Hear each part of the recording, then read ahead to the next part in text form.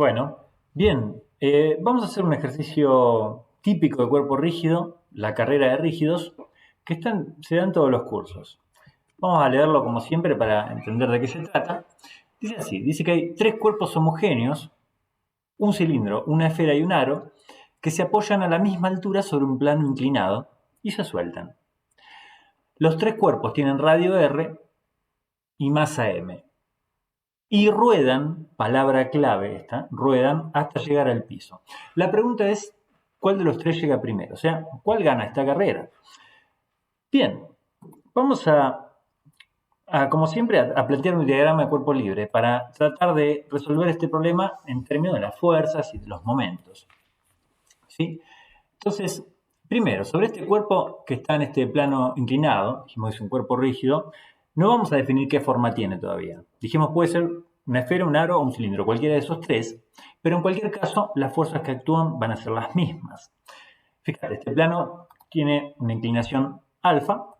En principio, ¿qué fuerzas actúan? Bueno, esto está apoyado sobre el plano, ese plano le ejerce una fuerza normal ahí en el punto de contacto. Por supuesto que el peso también actúa, ¿sí? Aplicado en el centro de masa del cuerpo. Y como dijimos, este cuerpo rueda. Y la palabra rodar en física tiene un significado muy concreto, muy específico. Es que la velocidad del punto de contacto, a ver si se acuerdan eso, es cero. Cuando la velocidad del punto de contacto, es ese punto que estoy marcando en rojo ahí, es cero, el cuerpo está en rodadura, o sea, no resbala. Rueda como cuando tiras una pelota, por ejemplo, por una rampa, ¿sí? O como la rueda del auto rueda en la calle o la bici, sin arar. Arar, cuando salís arando con el auto, eso no es rodadura, ahí está resbalando. Bien, entonces, para que un cuerpo ruede, es necesaria la presencia de una fuerza de rozamiento hacia atrás, como marcamos con esta flechita, es una fuerza de rozamiento estática. Bueno, muy bien. Vamos a elegir un sistema de referencia. Para plano inclinado, elijo también ejes inclinados, ¿no? El eje X paralelo al plano, el eje Y perpendicular. Voy a elegir un sistema de rotación también, positivo en sentido horario, por ejemplo. Dijimos para que me coincida el sentido de positividad de la rotación con el sentido de positividad de la traslación. Y bueno, y después la descomposición del peso, ¿no? Habitualmente tomamos un peso X así, coincidiendo con el eje X, y un peso Y así. Ahí está. Bueno, ya estamos preparados para escribir las ecuaciones, ¿sí?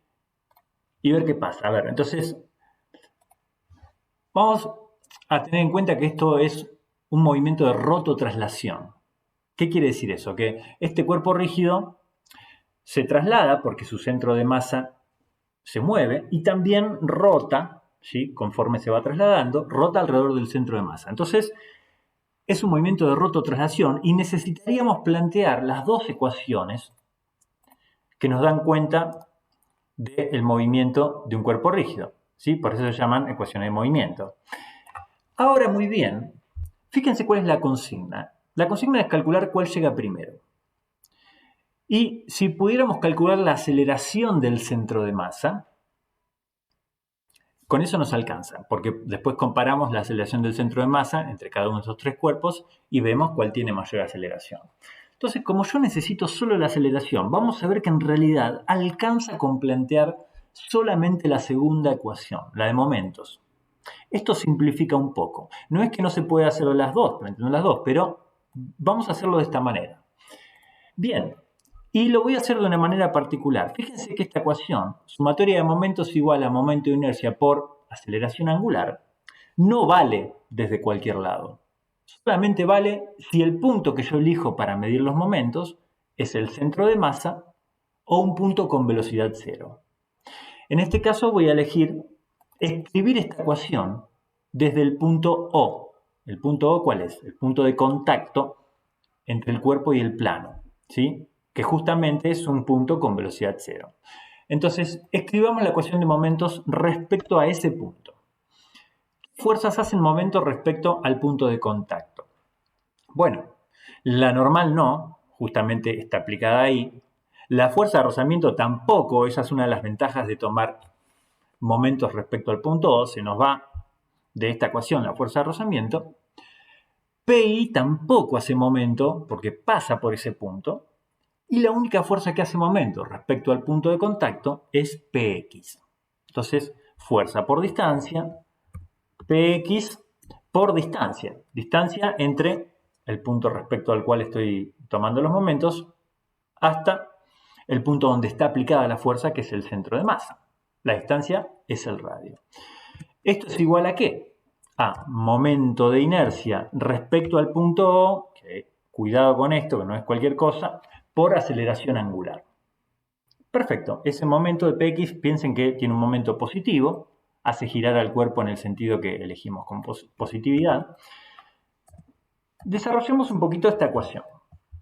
Ahora, fíjate, Px se puede escribir, acordate cómo era, mg por seno del ángulo. Esa es la fórmula que usamos para Px, la descomposición del peso habitual, ¿no? Pero vamos a prestarle atención a este momento de inercia respecto al punto O. Bien, si vos buscas en tabla, lo que vas a encontrar siempre es el momento de inercia respecto al centro de masa de un cuerpo. Por ejemplo, el del cilindro es un medio por la masa por el radio al cuadrado. Ahora, si vos estás tomando como referencia otro punto que no sea el centro de masa, el momento de inercia cambia. Hay que modificarlo. Y la forma de hacerlo en estos casos era con el teorema de Steiner. También se llama teorema de ejes paralelos. ¿Cómo se escribe entonces el momento respecto al punto O según el teorema de Steiner? Era momento de inercia respecto al centro de masa más un término. ¿Y ese término cómo era? Era masa del cuerpo por la distancia entre esos dos puntos. ¿Entre qué puntos? Entre el centro de masa y el nuevo punto que estoy utilizando como referencia. Esa distancia es R. ¿Sí? El teorema de Steiner iba esa distancia al cuadrado. Entonces ya está. ¿Sí? Tuvimos esta complicación, una pequeña complicación, ¿sí? Porque tuvimos que aplicar a Steiner, pero vamos a ver que con esa sola ecuación alcanza. Y finalmente tenemos que escribir la ecuación de vínculo. Ahora, ¿qué vínculo? Porque este cuerpo no está atado a ninguna soga, no hay ninguna polea. Bueno, pero ya dijimos que no se mueve de cualquier manera, ¿sí? Está en régimen de rodadura. Y eso impone una condición sobre el movimiento del cuerpo. El régimen de rodadura, dijimos, se da cuando el punto de contacto tiene velocidad cero.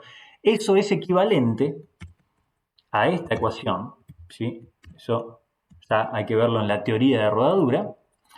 Pero se puede escribir esta ecuación. La escribimos siempre, ¿no? Ya la sabemos de memoria. La aceleración del centro de masa es R por gamma, por la aceleración angular. Recordemos, sí, que esto es, ¿de dónde viene? Viene de la condición de rodadura. Bueno, muy bien, ya está. Entonces, ahora puedo juntar estas dos ecuaciones, ¿sí? Despejo gamma de la de abajo, lo meto en la de arriba y llego a un resultado final, ¿sí? Yo ya lo hice, no lo vamos a despejar acá en vivo, pero pongo el resultado final y pruébenlo, por supuesto, traten de llegar a esta expresión final, que fíjense, todavía no le dijimos a las ecuaciones la aceleración de qué cuerpo estamos calculando. Las ecuaciones todavía no saben si es un cilindro, una esfera o un aro. Esa información, ¿dónde está? Y está reunida acá abajo, donde dice momento de inercia. Ahí está la información sobre la distribución de masa. Entonces, vamos ahora sí ya a calcular las aceleraciones. Ya tenemos todo. Bien, ¿cómo voy a calcular las aceleraciones? Bueno, vamos a usar el resultado que acabamos de encontrar, ¿sí? Y donde dice momento de inercia, voy a reemplazar el momento de inercia correspondiente a cada uno de esos tres cuerpos. Por ejemplo, para el cilindro dijimos que era un medio de masa R cuadrado. Si eso lo reemplazo en esta expresión grande ahí abajo, vamos a poner, me da la aceleración del centro de masa del cilindro, vamos a ponerle así, ACIL, y les pido que lo hagan, pero eso, fíjense, cuando yo reemplazo me va a dar esto. Yo ya lo hice también, ¿sí? Prueben el despeje, que salga, ¿sí? Que salga, tiene que dar este resultado. ¿Cómo da este resultado? ¿Y la masa y el radio? Bueno, si vos reemplazas un medio de mr cuadrado acá abajo, más mr cuadrado te da 3 medios de mr cuadrado. Como está abajo, se te da vuelta, te quedan 2/3. La masa se cancela, el radio cuadrado se cancela y sobrevive esto. Pruébenlo, háganlo con paciencia. Tiene que dar esto. Si hago la misma idea para la esfera, o sea, reemplazo ahora el momento inercio de la esfera, 2/5 masa r cuadrado, en el resultado para la aceleración, voy a obtener la siguiente expresión para la aceleración. De vuelta se me va a cancelar la masa, el radio, ¿sí? Y me dio esto a mí, 5/7 de g por seno de alfa. Finalmente, si hacemos lo mismo para el aro, ¿sí? En este caso me va a dar un medio. O sea, vamos a escribir qué es esto, que es la aceleración del centro de masa del aro, ¿sí? Un medio g seno de alfa. Muy bien. Listo. Acá tenemos las 3 aceleraciones para cada uno de los cuerpos, escritas en forma genérica.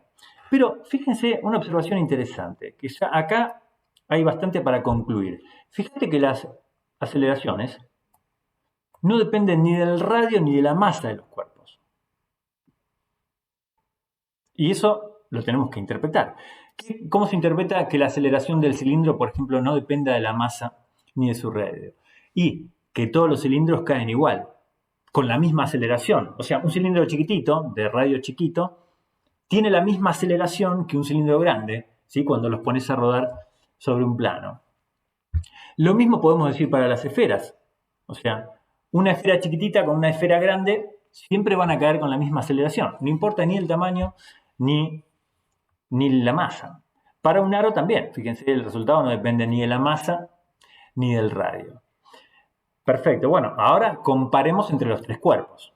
¿Cuál de los 3 gana? Era la pregunta inicial. ¿Cuál llega primero al piso? Y bueno, es fácil la comparación porque fíjense que en los 3 tenemos g por seno, g por seno, g por seno. Entonces lo único que tenemos que comparar es el coeficiente de adelante, el numerito de adelante. Para el cilindro, bueno, 2/3 es 0,6, ¿no? Vamos a ponerlo ahí, así ya nos queda para comparar. 5/7 en el caso de la esfera es 0,71 y un medio, por supuesto, es 0,5. Bueno, entonces fíjense que el que tiene mayor coeficiente es la esfera.